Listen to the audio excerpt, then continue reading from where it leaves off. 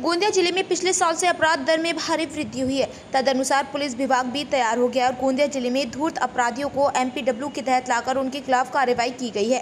कई लोगों के खिलाफ कार्रवाई प्रस्तावित है। कुछ कुख्यात बदमाशों के खिलाफ निष्कासन की कार्रवाई की गई है। जिले में बड़े पैमाने पर बेदखली अभियान चला रहा है।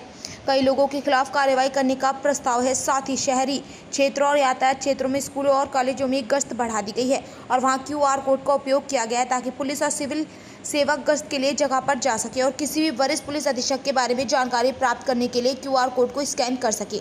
अब देखने में आया है कि गोंदिया जिले में अपराध कम करने के लिए पुलिस विभाग ने कमर कस ली है।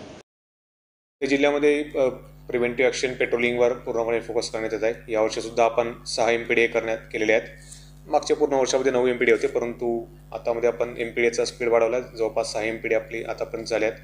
त्याचप्रमाणे तडीपारचे पण आपले बरेच प्रपोजल पास झालेत, काही पाईपलाईनमध्ये आहेत, काही आपण गँगसुद्धा तडीपार करायचे आपले प्रपोजल प्रोसेसमध्ये। जवळपास 3 गँग आपण तडीपार करणार आहोत।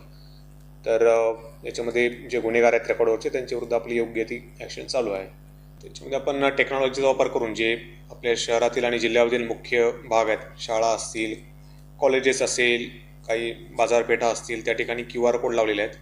जे आपला पेट्रोलिंग स्टाफ आहे ते पेट्रोलिंग करताना ते QR कोडला जाऊन स्कॅन करतात, जेणेकरून सर्व वरिष्ठ अधिकारी आहेत ते कशा प्रकारे पेट्रोलिंग सुरू आहेत ते आपल्या डेस्कटॉपवर किंवा मोबाईलवर बघू शकतात, जेणेकरून सर्व संवेदनशील भागात पेट्रोलिंग होऊन चोरी असेल किंवा इतर गुन्हे असेल त्याला आळा बसावा असा यामध्ये हेतू आहे। आणि आपल्या जिल्ह्यातील सर्व पोलीस स्टेशनमधील सर्व बीट अंमलदार, सर्व पेट्रोलिंग अंमलदार याचा वापर करत आहेत आणि चांगल्या पद्धतीने याचं कामकाज सुरू आहे।